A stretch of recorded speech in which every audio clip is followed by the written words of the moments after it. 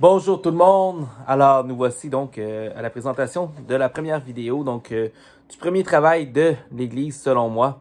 Alors sur mon beau petit tableau, on voit ici donc l'égalité entre hommes et femmes, la promouvoir en parole mais aussi en action. Depuis bon nombre d'années, l'Église catholique s'est réfugiée dans un très beau discours sur la complémentarité entre hommes et femmes et je crois qu'il y a quelque chose de beau et de vrai dans tout cela. Mais malheureusement, c'est quand même utilisé pour priver toutes les femmes de l'accès au sacerdoce, de l'accès au diaconat. Et à mon humble avis, c'est une erreur. Une erreur tout d'abord pour l'Église. On se prive de 50% des candidats possibles au sacerdoce. Parce qu'à priori, les femmes font quand même à peu près 50% de la population. Vous me direz pas que parmi ces 50%-là de la population, il n'y a pas d'extraordinaires théologiennes, des oratrices formidables, des personnes avec un doigté pastoral incroyable. Ça, je ne peux pas arriver à concevoir ça. L'espèce de discours sur le fait qu'il faut que le prêtre soit une personne à Christi, donc dans la personne du Christ, et qu'à partir de là, il doit être un homme, je trouve que c'est un argument d'une faiblesse incroyable. Pour la simple et bonne raison qu'on n'est pas des hommes juifs d'une autre époque. Dans l'Église catholique, l'immense majorité des rites, je crois qu'il n'y a que le rite romain qui ordonne que des célibataires. Donc, on dit qu'il fallait que l'homme soit célibataire, tout ça. Donc, l'espèce d'une persona Christi fonctionne seulement quand on le veut bien. C'est mon humble avis. Et donc, à partir de là, j'ai déjà un premier problème avec l'argument massu de l'Église. Selon moi, ne fonctionne pas. Deuxième chose, c'est que on retrouve dans les lettres de Jean une adresse claire à une femme en charge d'une communauté ecclésiale. Là, on va nous sortir le bel argument de dire oui, mais elle était en charge, mais elle n'était pas ordonnée. L'ordination n'existait même pas. Alors, honnêtement, pour moi, il y a une espèce d'injustice qui est camouflée par à peu près 1500 ans de théologie justificative.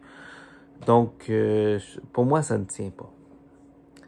Ceci dit, tous les gens qui vont défendre le sacerdoce des hommes ont les écrits de l'Église et du magistère pour eux. Alors, je suis pas sûr que je vais réussir à les faire réfléchir avec mes petits arguments que je viens de vous sortir. J'aimerais plutôt y aller avec le vécu humain. Rapidement. J'ai pas beaucoup d'inspiration pour les noms, donc on va les appeler Madame A et Madame B. Deux cas de figure complètement distincts. Donc, Madame A, une personne qui va s'être donnée à son église toute sa vie.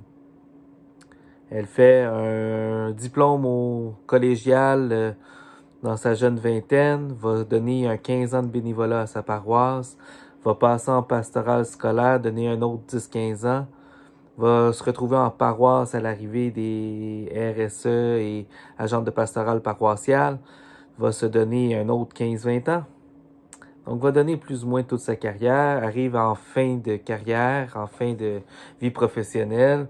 Un jeune prêtre arrive de je ne sais où, de l'étranger, n'a que très peu de respect pour une femme en église, va la déconsidérer de façon systématique son travail. Arrive le temps de trancher. Qui garde-t-on? Le prêtre, bien sûr. Le fait que les femmes n'ont pas accès au sacerdoce, ce n'est pas juste une question d'accès ou non au sacerdoce, c'est aussi une question de justice professionnelle.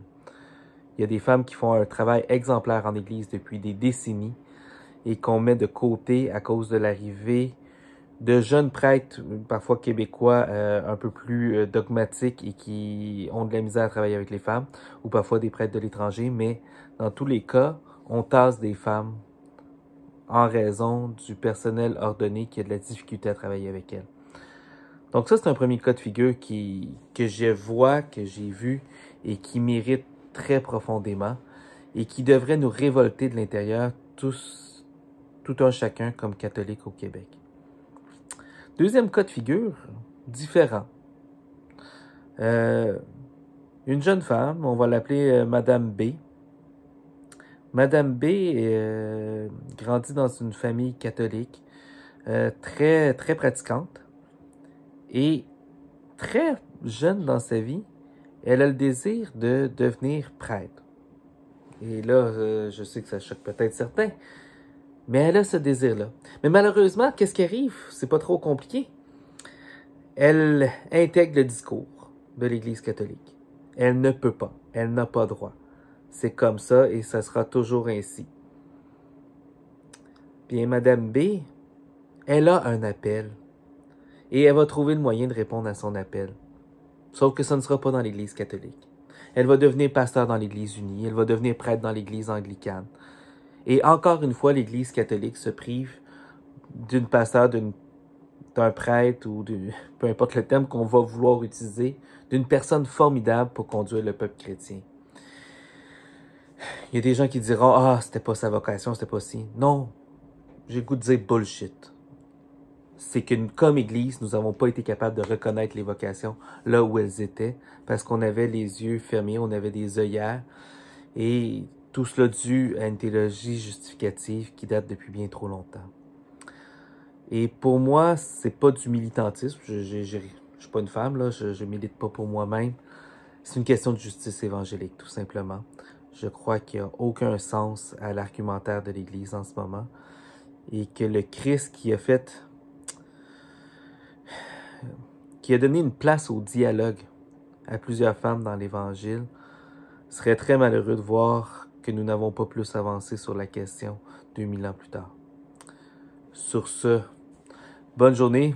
Que ce soit vos frustrations, que ce soit au contraire, si vous êtes d'accord, si vous voulez proposer des argumentaires, des arguments pour, contre, je l'ai dit, les 12 travaux, c'est l'occasion d'essayer de parler, de discuter en Église. Alors n'hésitez pas à le faire. Ramassez-moi si vous sentez le besoin. Je vous souhaite une excellente journée. Au plaisir.